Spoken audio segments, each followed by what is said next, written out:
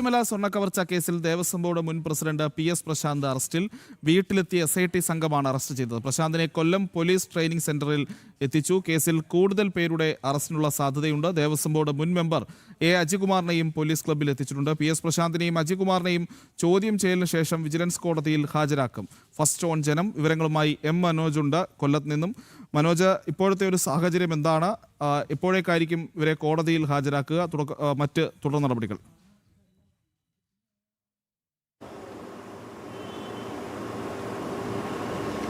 പ്രജിത്ത് 5 മണിക്കൂറായി PS പ്രശാന്തിനെയും അജികുമാറിനെയും police ക്ലബ്ബിൽ തന്നെ ചോദ്യം ചെയ്തു വരികയാണ്.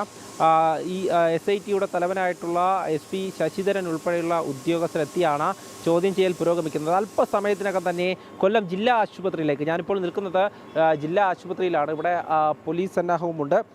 എന്തായാലും ഇവിടേക്കാണ് PS പ്രശാന്തിനെയും അജികുമാറിനെയും കൊണ്ടുവരിക. അതായത് ആദ്യം വൈദ്യ പരിശോധന പൂർത്തിയാക്കിയ ശേഷമാണ് വിജിലൻസ് കോടതിയിലേക്ക് ഹാജരാക്കുക. അതിനുവേണ്ടിയുള്ള തയ്യാറെടുപ്പിലാണ് അന്വേഷണ സംഘം.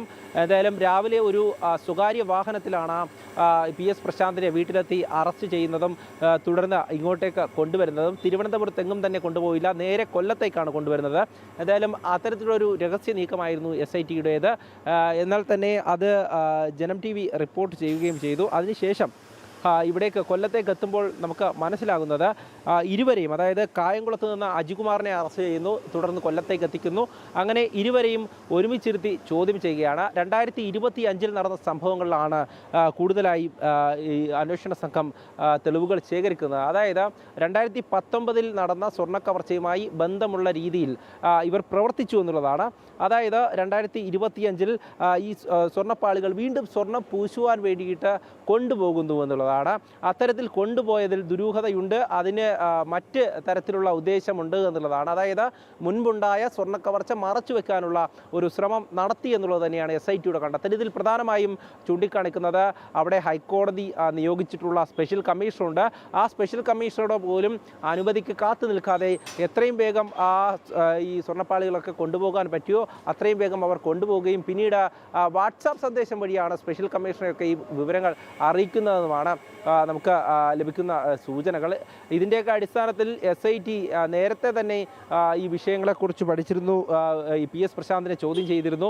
അങ്ങനെയാണ് അതിൻ്റെ ഒരു അടിസ്ഥാനത്തിലാണ് അറസ്റ്റ് രേഖപ്പെടുത്തുന്നത്.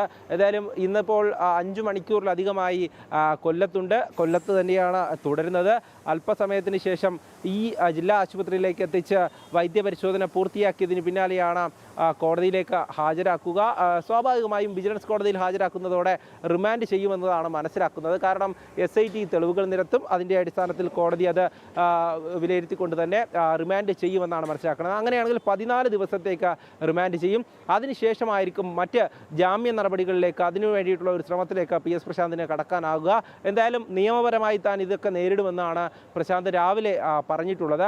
അത്തരത്തിൽ അതായത് ഈ ഒരു സംഭവവുമായി ബന്ധപ്പെട്ട് മറ്റ് അറസ്റ്റുകൾ ഉണ്ടാകുമെന്നുള്ളതാണ് SITയുടെ ഭാഗത്ത് നിന്ന് ലഭിക്കുന്ന വിവരം. കാരണം PS പ്രശാന്ത്, അജികുമാർ, ഇനി മറ്റുള്ളവർ ഇതിൻ്റെ പിന്നിൽ പ്രവർത്തിച്ചു എന്നുള്ളതാണ് മനസ്സിലാക്കുന്നത്.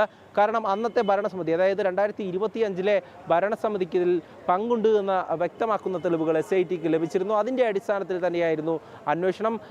അതേസമയം തന്നെ മറ്റൊരു കാര്യം, അതായത് സർക്കാർ മാറി UDF വന്നു. UDF വരുമ്പോഴാണ് ആദ്യ അറസ്റ്റ് ഈ പ്രശാന്തിൻ്റെതായി ഉണ്ടാകുന്നത്. അതായത് LDF സർക്കാർ ഉണ്ടായിരുന്ന സമയത്ത് പ്രശാന്തിനെ സംരക്ഷിക്കുന്നു എന്നുള്ള ഒരു ആരോപണം ഉയർന്നിരുന്നു. അതിന് പിന്നാലെ UDF സർക്കാർ വന്നപ്പോൾ പ്രശാന്തിനെ അറസ്റ്റ് ചെയ്യുമ്പോൾ മറ്റൊരു ആരോപണം ഉയർന്നു വരുന്നത് ഇത് രാഷ്ട്രീയ താല്പര്യമാണെന്നാണ്. അത് PS പ്രശാന്ത് തന്നെ പറയുന്നതാണ്. പക്ഷേ എന്താണോ SIT ഹൈക്കോടതിയുടെ അനുമതിയോടുകൂടി ചെയ്യുന്നത് എന്ന് നമുക്ക് കാണാം. അതായത് PS പ്രശാന്തിൽ മാത്രമാണോ അല്ലെങ്കിൽ അജികുമാറിൽ മാത്രമാണോ ഇനിയും മറ്റ് അറസ്റ്റുകൾ ഉണ്ടോ എന്നുള്ളത് കൂടെ പരിശോധിക്കേണ്ടിയിരിക്കുന്നു. എന്തായാലും അല്പസമയത്തിനകം ജില്ലാ ആശുപത്രിയിലേക്ക് PS പ്രശാന്തിനെ എത്തിക്കും.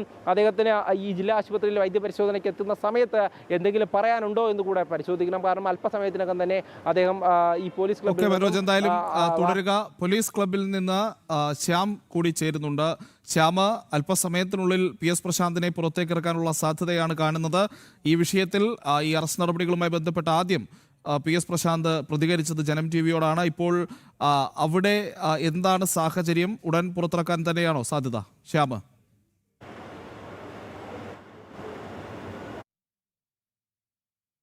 അവസാനവട്ട നടപടിക്രമങ്ങളിലേക്കാണ്. ഇനി കോടതിയിൽ, കൊല്ലം വിജിലൻസ് കോടതിയിലാണ് PS പ്രശാന്തിനെയും ഒപ്പം തന്നെ മുൻ ബോർഡംഗം കൂടിയായ അജികുമാറിനെയും ഹാജരാക്കുക. അതിനു മുൻപായുള്ള വൈദ്യപരിശോധനയ്ക്കായി കൊല്ലം ജില്ലാ ആശുപത്രിയിലേക്ക് കൊണ്ടുപോകും. അതിനുശേഷമായിരിക്കും നിലവിൽ വിജിലൻസ് കോടതിയിലേക്ക് കൊണ്ടുപോവുക. ചോദ്യം ചെയ്യലുകൾ അവസാന ഘട്ടത്തിലേക്കാണ്. അജികുമാറും PS പ്രശാന്തും ഇപ്പോൾ ചോദ്യമുനയിൽ നിന്നുകൊണ്ട് ഉദ്യോഗസ്ഥരുടെ ചോദ്യങ്ങൾ നേരിടുകയാണ്. അല്പസമയത്തിനകം തന്നെ ഇരുവരെയും പുറത്തിറക്കുമെന്നാണ് നമുക്ക് ലഭ്യമാകുന്ന വിവരം.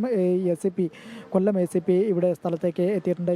പോലീസ് ട്രെയിനിങ് സെൻറ്ററിലേക്ക് എത്തിയിട്ടുണ്ട്. അദ്ദേഹത്തിൻ്റെ നേതൃത്വത്തിലുള്ള സംഘമായിരിക്കും വൈദ്യപരിശോധനയ്ക്കും അതിനുശേഷം കോടതിയിലെയും ഹാജരാക്കാനായി കൊണ്ടുപോവുകയും ചെയ്യുക. എന്തായാലും നടപടിക്രമങ്ങൾ രാവിലെ 11 മണിയോടുകൂടി ഈ ചോദ്യം ചെയ്യൽ ആരംഭിച്ചിരുന്നു. 2025 ദ്വാരപാല ശില്പപാളികൾ കൊണ്ടുപോയത് ദേവസ്വം മാനുവൽ ചട്ടം ലംഘിച്ചുകൊണ്ടാണെന്നുള്ള കാര്യങ്ങൾ നേരത്തെ തന്നെ SIT സംഘം കോടതിയിൽ അറിയിച്ചിരുന്നു. തുടർന്ന് നിലവിൽ SIT സംഘത്തിന് അന്തിമ റിപ്പോർട്ട് സമർപ്പിക്കുന്ന കാലാവധി ഹൈക്കോടതി കൊടുത്തതിൻ്റെ പശ്ചാത്തലത്തിൽ കൂടിയാണ് ഇപ്പോൾ PS പ്രശാന്തും കൂടി ഇപ്പോൾ ചോദ്യമുനയിലേക്ക് വരുന്നത്. അജികുമാറിൽ നിന്നും വിവരങ്ങളും ചോദിച്ചറിഞ്ഞു. രാവിലെ 3 അംഗ സംഘമായി തിരിഞ്ഞുകൊണ്ടായിരുന്നു വിജിലൻസ് ഇത്തരത്തിൽ പ്രത്യേക സംഘം SIT സംഘം നിലവിൽ ഈ നടപടിക്രമങ്ങൾ ആരംഭിക്കുകയും ചെയ്ത് കായംകുളത്ത് നിന്ന് അജികുമാറിനെ, ഒപ്പം തന്നെ കരകുളത്ത് വീട്ടിൽ നിന്നാണ് മുൻ ദേവസ്വം ബോർഡ് പ്രസിഡന്റ് കൂടിയായ PS പ്രശാന്തിനെയും കസ്റ്റഡിയിലെടുക്കുകയും തുടർന്ന് അറസ്റ്റ് നടപടികൾ രേഖപ്പെടുത്തുകയും ചെയ്യുന്നത്. എന്തായാലും രാവിലെ 11 മണിയോടുകൂടി തുടങ്ങിയ ചോദ്യം ചെയ്യൽ ഇപ്പോൾ പോലീസ് ക്ലബ്ബിൽ അവസാന ഘട്ടത്തിൽ നടപടികളിലേക്ക് കിടക്കുകയാണ്. അല്പസമയത്തിനകം തന്നെ അജികുമാറിനെയും PS പ്രശാന്തിനെയും നിലവിൽ വൈദ്യപരിശോധനയ്ക്കായി കൊണ്ടുപോകും. അതിനുശേഷം